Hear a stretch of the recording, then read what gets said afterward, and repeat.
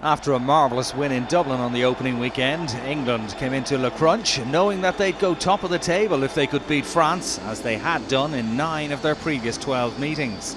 France lost a 16-point lead against Wales in Paris on match day 1 and travelled to London looking for a first win there in the Guinness Six Nations since 2005. Ashton was making his first start in the championship for England in 6 years, but it was the other winger, Jonny who played a central role in the first minute.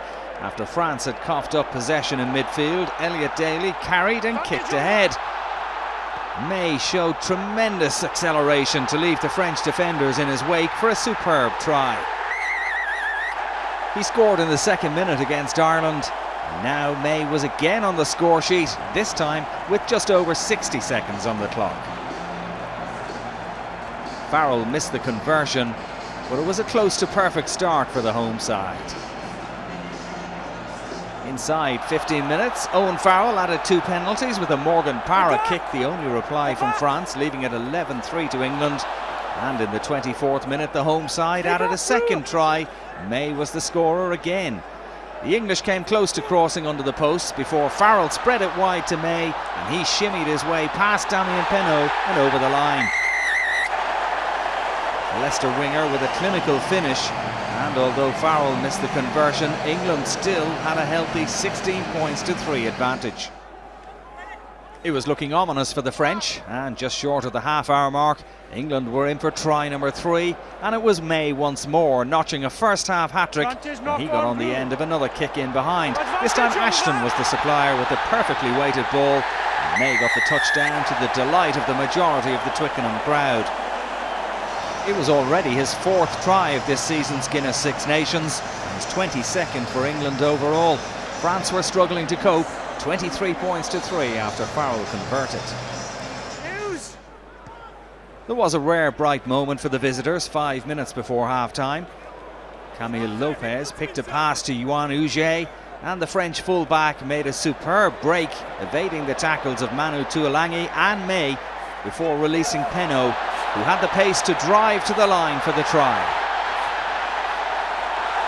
The Claremont man finished really well despite the best efforts of Ashton. Parra was off target with the conversion, but France had narrowed the gap to 15 points, 23-8.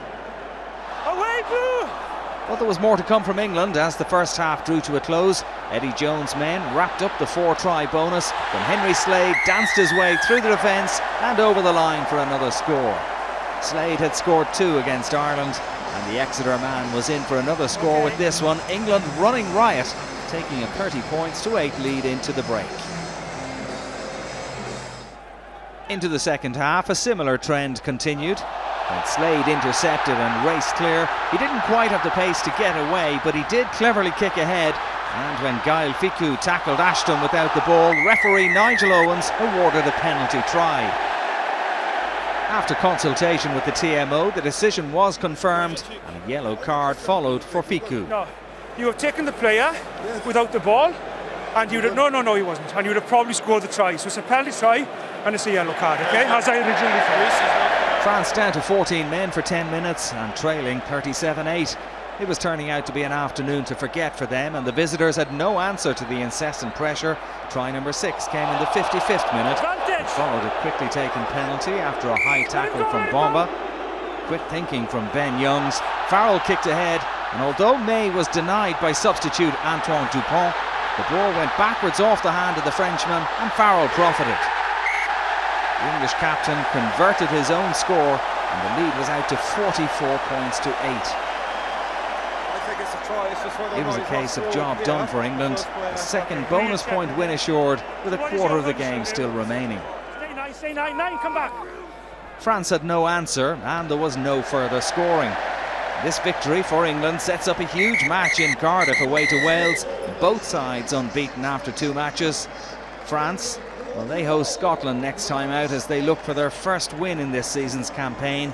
In the end at Twickenham, it was a resounding win for the home side. Only once before have England bettered a 36-point winning margin against France. That was over 100 years ago. Final score, England 44, France 8.